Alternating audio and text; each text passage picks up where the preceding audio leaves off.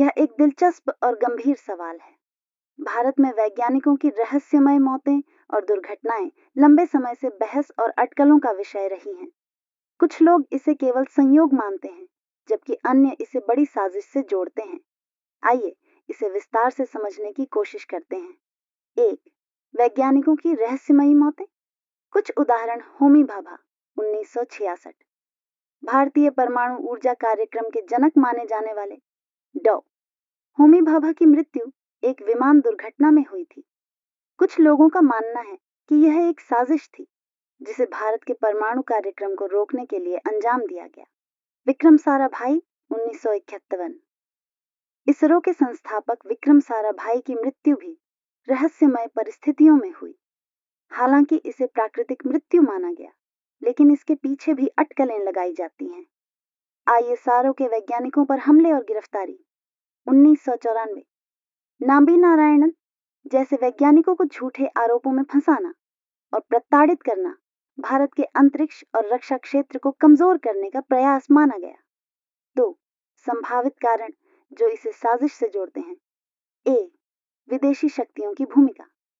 भारत का परमाणु और अंतरिक्ष कार्यक्रम कई बार पश्चिमी देशों और उनके सहयोगियों को चुनौती देता रहा है। क्रायोजेनिक इंजन, मिसाइल तकनीक और परमाणु ऊर्जा जैसे क्षेत्रों में भारत की प्रगति से कुछ शक्तियों को नुकसान हो सकता था। माना जाता है कि कुछ विदेशी खुफिया एजेंसियां जैसे कि CIA या अन्य भारत के वैज्ञानिक कार्यक्रमों को बाधित करने की कोशिश कर सकती थीं। बी. आंतरिक राजनीतिक और नौकरशाही बाधाएं। कभी-कभी वैज्ञानिकों पर नौकरशाही का दबाव या भ्रष्टाचार से जुड़े मुद्दे भी उनके जीवन पर नकारात्मक प्रभाव डाल सकते हैं।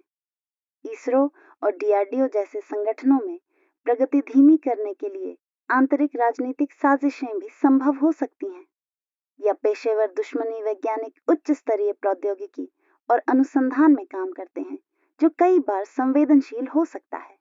व्यक्तिगत दुश्मनी या पेशेवर प्रतिस्पर्धा को भी इन घटनाओं का कारण माना जा सकता है। 3.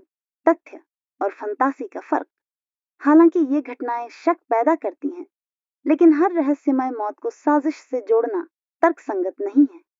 कई मामलों में यह साबित हुआ है कि मौतें प्राकृतिक कारणों से हुई थीं। मीडिया और अटकलें अक्सर इन घटनाओं को अतिरंजित कर देती हैं। 4. क्या इसे रोका जा सकता है? ए. सुरक्षा उपाय। भारत के प्रमुख वैज्ञानिकों और शोधकर्ताओं के लिए कड़ी सुरक्षा व्यवस्था सुनिश्चित की जानी चाहिए। उनके काम और व्यक्तिगत जीवन को गुप्त रखने के लिए साइबर सुरक्षा में निवेश किया जाना चाहिए। बी. संस्थागत पारदर्शिता। मौतों की विस्तृत जांच होनी चाहिए और निष्कर्ष सार्वजनिक किए जाने चाहिए। खुफिया एजेंसियों को ऐसी घटनाओं के पीछे के संभावित खतरे को रोकने के लिए सतर्क रहना होगा। सी. आत्मनिर्भरता बढ़ाना। रक्षा और अंतरिक्ष कार्यक्रमों में स्वदेशी तकनीक को प्राथमिकता देकर बाहरी निर्भरता को कम करना चाहिए। निष्कर्ष, भारत में वैज्ञानिकों की रहस्यमय मौतों का मसला जटिल और संवेदनशील है। यह संभव है कि इनमें से कुछ घटनाओं के पीछे साजिश हो, लेकिन यह भी जरूरी है कि हम इसे ठोस सबूतों के बिना बढ़ा चढ़ाकर न पेश करें। आपका इस बारे में क्या मानना है? क्या आपको लगता है कि भारत को अपने वैज्ञानिकों और शोध कार्यक्रमों की सुरक्षा के लिए कुछ और कदम उठाने चाहिए?